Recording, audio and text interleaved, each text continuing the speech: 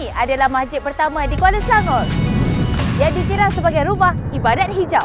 Di Masjid Jami' Atukok, kita tidak hanya melaksanakan ibadah tetapi juga mempelopori agenda kelestarian alam. Program Rumah Ibadat Hijau atau lebih dikenali sebagai RIH merupakan inisiatif antara MGTC, KPS Berhad dan bersama Masjid Jami' Atukok dan My Foundation menjadikan masjid ini sebagai pembangkit perubahan hijau dalam komuniti kita. Antara inisiatif yang dijalankan adalah pemasangan panel solar yang mana ianya dapat mengurangkan penggunaan tenaga konvensional, menjimatkan kos dan mengurangkan kesan karbon. Penjimatan elektrik ni kalau dulu biasanya tinggi, jadi sekarang ni kita dapat jimatkan sehingga separuh. Sistem penuaian air hujan atau dikenali sebagai SPAH pula mengoptimalkan penggunaan sumber air secara lestari dan dimanfaatkan untuk kegunaan masjid. Bila dah buat sekarang, nampaknya pengurangan tu sehingga separuh juga, ya, pengurangan bil air tadi berbanding dengan dululah. Program ini juga menyaksikan pembangunan kebun komuniti.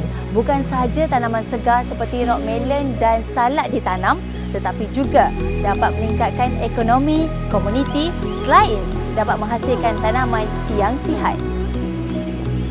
Kami juga membangunkan Kafe Tani Atukok, sebuah kios jualan yang menjual hasil kebun komuniti. Di sinilah hasil tanaman dijual kepada masyarakat sekaligus mengukuhkan ekonomi komuniti setempat. Dan yang telah kita jual pun seperti sayur pak choy telah jual habis dan begitu juga dengan salad. Jadi segala pendapatan ini dapatlah diagihkan kepada pekerja-pekerja yang kerja terdiri daripada ahli jawatankuasa, pemuda dan wanita. Melalui projek ini, kami turut memupuk kerjasama bersama kalangan komuniti dan belia dalam menyumbang tenaga dan idea demi kelestarian alam. Kami percaya bahawa usaha ini akan membawa manfaat yang berpanjangan dan memberi inspirasi kepada generasi akan datang. Tapi yang pertama saya ucap banyak terima kasih pada seluruh My Foundation ni, KPS dan juga MGTC yang orang kata tak serik datang ke sini dan sentiasa berada di sini memimpin kita, mendidik sehinggalah kita berjaya.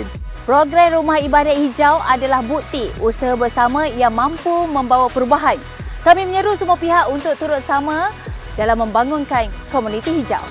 Rumah Ibadat Hijau untuk komuniti yang sejahtera dan lestari sertai perubahan ini.